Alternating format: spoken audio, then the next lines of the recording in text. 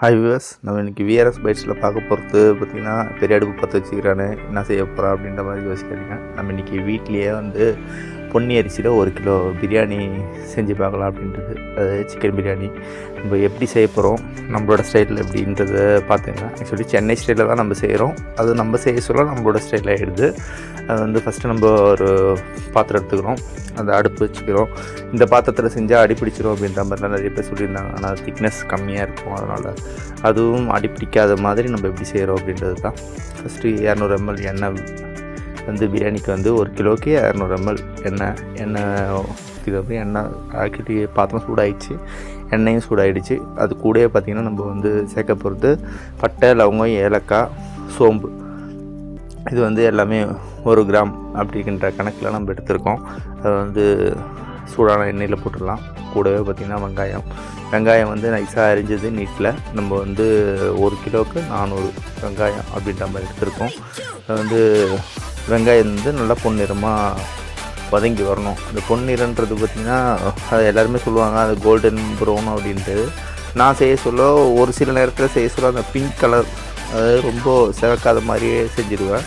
அப்படி செய்ய சொல்ல என்ன ஆகும்னா நம்ம சீக்கிரமாக அந்த சாப்பாடை காலி பண்ணுற மாதிரி இருக்கும். ஏன்னா ஒரு ப்ரௌன் கலர் வந்துடுச்சு அப்படின்னா அந்த சாப்பாடை நைட்டுக்கு நம்ம சேர்த்து வச்சுக்கலாம். ஏன்னா வெங்காயம் வதங்கலை அப்படின்னா அந்த ஸ்மெல் வந்துடும். அப்படின்றதுனால நம்ம இப்போது நைட்டுக்கும் சேர்த்து நாங்கள் செய்கிறதுனால, ஏன்னா நாங்கள் இருக்கிறதே 4 பேர் தான், 2 பசங்க 2 பேர். அப்போது அதனால் நம்ம நைட்டுக்கும் சேர்த்து நம்ம செஞ்சுக்கிறோம். 1 கிலோ இப்போது வெங்காயம் வதங்கிட்டே வரும். இந்த நேரத்தில் பார்த்திங்கன்னா நம்ம முடிஞ்சால் உப்பு கொஞ்சோண்டு போடலாம். ஏன்னா மேக்ஸிமம் நம்ம இப்போ போடலை, ஏன்னா நம்ம அளவு கரெக்டாக தெரியும் அப்படின்றதுனால சீக்கிரமாக சேர்க்கணும் அப்படின்னா நம்ம போட்டுக்கலாம். இப்போ பார்த்திங்கன்னா நல்லா ப்ரௌன் கலர் ஆகிடுச்சு. அது கோல்டன் ப்ரௌன் அப்படின்றது இல்லை, அதையும் தாண்டி ரொம்ப தீயறதுக்கு கொஞ்சம் முன்னாடி அந்த ஸ்டேஜில் பார்த்திங்கன்னா நம்ம கொத்தமல்லி, புதினா. ரொம்ப தீஞ்சிச்சினாலும் கசப்பு தன்மை கசப்புக்கும் சாப்பாடு, அதே மாதிரி சாப்பாடோட கலரும் சேஞ்ச் ஆகிடும். இந்த மாதிரி வந்தாலும் கலர் சேஞ்ச் ஆகும். இப்போ பார்த்திங்கன்னா நமக்கு அந்த எல்லோயிஷ் கலரில் இருக்காது, கொஞ்சம் ஒரு ப்ரௌன் கலரில் தான் இருக்கும் நம்ம சாப்பாடு. ஏன்னா நைட்டுக்கு இருக்கணும் அப்படின்ற ஒரு காரணத்துக்காக தான் இது நம்ம இந்த கலர் எடுத்தோன்னே மல்லி, புதினா எல்லாமே போட்டு வதக்கினது அப்புறம் அது கூடவே பார்த்திங்கன்னா பூண்டு, இஞ்சி பூண்டு எப்படின்னு பார்த்திங்கன்னா 75 கிராம் சேம் ரேஷியோவில் தான் எடுத்திருக்கோம். அதே மாதிரி கொத்தமல்லி, புதினா பார்த்திங்கன்னா ஒரு கைப்பிடி, அதாவது நான் 5 விரல் சேர்த்து எடுத்தால் எவ்வளோ வருமோ அந்த அளவுக்கு தான் ரெண்டுமே. அந்த போட்டு நல்லா வதக்கி எடுத்துக்கலாம். அது கலர் அது கூட சேஞ்ச் ஆகிடும். அந்த எண்ணெய் பிரிஞ்சு வர மாதிரி பார்த்திங்களா, அந்த டைமில் நம்ம அந்த எண்ணெயிலேயே மிளகாப்பொடி 10 கிராம், அப்புறம் மஞ்சத்தூள் ஒரு 1/4 ஸ்பூனு, பார்த்திங்கன்னா கரம் மசாலா ஒரு 1/2 ஸ்பூன் இது நம்ம ஆட் பண்ணிக்கிறோம்.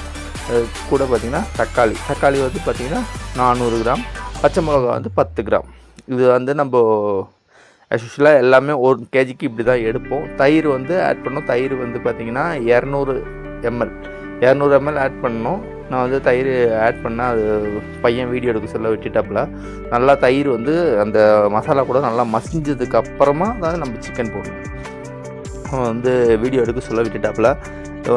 நல்லா மசிஞ்சு வந்ததுக்கப்புறம் சிக்கனை போட்டு ஜஸ்ட் ஒரு பெரட்டி நம்ம ஒரு அந்த மசாலா அதுக்குள்ளே ஒட்டணும். இந்த ஸ்டேஜில் தான் எடுக்கணும். நம்ம உப்பு இந்த நேரத்தில் ஆட் பண்ணிட்டோம், ஆனால் தயிர் ஆட் பண்ண சொல்லி நான் உப்பு ஆட் பண்ணிட்டேன். பையன் வீடியோ எடுக்க விட்டுட்டாப்புல. உப்பு என்ன அளவு அப்படின்னு பார்த்திங்கன்னா ஒரு 4 விரல் கடங்குற மாதிரி ஒரு உப்பு போட்டால் போதும். குறைஞ்சது ஒரு 40-45 கிராம் 50 கிராமுக்குள்ளே தான் இருக்கும். 1 kgக்கு நம்ம கரெக்டாக போடணும். வேணுன்ற அளவுக்கு நம்ம போட்டுக்கலாம். ஃபஸ்ட்டு கம்மியாக போட்டுருங்க, தேவையான அளவுக்கு நம்ம டேஸ்ட் பண்ணுறதுக்கப்புறம் கூட நம்ம போட்டுக்கலாம். சிக்கன் போட்டு ஜஸ்ட்டு தட்டு போட்டு மூடினீங்கன்னா ஒரு கொதி, அதாவது அந்த ஒரு கொதி வரும். அந்த டைம் வரைக்கும் நம்ம வெயிட் பண்ணணும். ஆனால் ரொம்பவும் சிக்கன் வெந்துடக்கூடாது. சிக்கன் டம்மில் வெந்தால் தான் சூப்பராக இருக்கும், ஜூஸியாக இருக்கும். இல்லைனா நாராக வரா மாதிரி ஆகிடும்.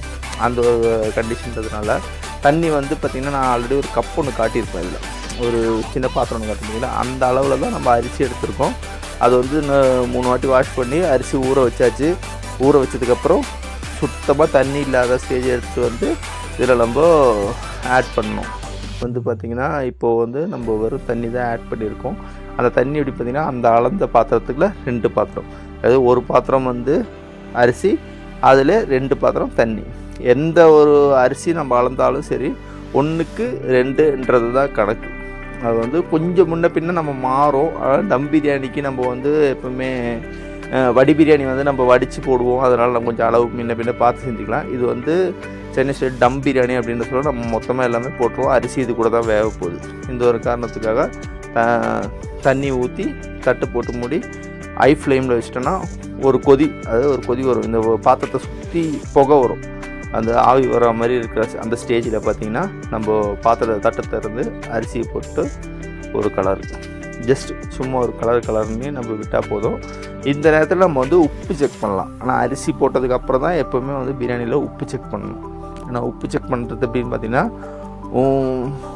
1 பாயிண்ட் எக்ஸ்ட்ரா இருக்கிற மாதிரி அப்படி பார்த்துடுறோம். அப்படின்னா இல்லைன்னா ஒரு கொதி வந்ததுக்கப்புறம், இல்லை 2வது இப்போ நம்ம இதில் உப்பு பார்க்க விட்டுட்டோம் அப்படின்றது பட்சத்தில் கூட ஒரு கொதி வரும். ஹை ஃப்ளேமில் வச்சுருக்கோம், ஒரு கொதி வந்தோன்னா மறுபடியும் ஆவி வரும். இந்த ஸ்டேஜில் நம்ம வந்து மறுபடியும் உப்பு செக் பண்ணிக்கலாம். இந்த நேரத்தில் நம்ம வேணால் தேவை இருந்தால் நம்ம ஆடும் பண்ணிக்கலாம். அதனால் கரெக்டாக இருக்கும். இந்த நேரத்தில் வந்து கரெக்டாக இருக்கணும். அப்படியே தண்ணி வந்து அந்த மட்டத்துக்கு வந்தோடனே நம்ம வந்து தட்டில் துணியை கட்டியிருக்கோம். ஏன்னா அது தட்டு கொஞ்சம் லீக்கேஜ் இருந்தது. அதனால் துணியை கட்டி அது மேலே அரிசியை வச்சு வந்து ரொம்ப ஸ்லிம்மில் வச்சுருந்து ஒரு 5 நிமிஷம் 10 நிமிஷத்தில் அடுப்பை ஆஃப் பண்ணிடணும். ஆனால் அந்த தண்ணியை வந்து மறுபடியும் கீழே போகும். ஏன்னா மேலே வந்து இந்த தண்ணி அது கீழே போகணும். அதுக்கப்புறம் இந்த அரிசி ஃபுல்லாக நல்லா சூப்பராக வெந்திருக்கும். பார்த்திங்கன்னா அடியும் பிடிச்சிருக்காது. ஆனால் கரெக்டான பதத்துக்கு வந்துருக்கும். நான் எவ்வளோ தான் கரெக்டாக அடியில் விட்டாலும் அடி பிடிச்சிருக்காது. ஏன்னா இல்லைன்னா நம்ம வந்து இந்த பாத்திரம் செய்ய சொல்ல அடி பிடிச்சிடும். ஏன்னா பாத்திரம் வந்து நைஸாக இருக்கும். நம்ம வந்து அடுப்பு பற்ற வச்சுட்டே இருந்தோம்னா கண்டிப்பாக அடி பிடிச்சிடும். அதனால் ஒரு 20 நிமிஷம் டம் போட்டு விட்டுடணும். அப்போது வந்து நமக்கு கரெக்டான அந்த வேவோ சிக்கன் வெந்துட்டு இருக்கும். இந்த நேரத்தில் பார்த்திங்கன்னா அரிசி சாப்பாடு அவ்வளோ சூப்பராக வந்துருக்குது. நல்ல ஸ்மெல்லு எல்லாமே பர்ஃபெக்டாக வந்திருக்கு. இந்த மாதிரி நீங்களும் வீட்டில் செஞ்சு பாருங்கள். வீடியோ பிடிச்சிருந்தால் லைக் பண்ணுங்கள், ஷேர் பண்ணுங்கள்.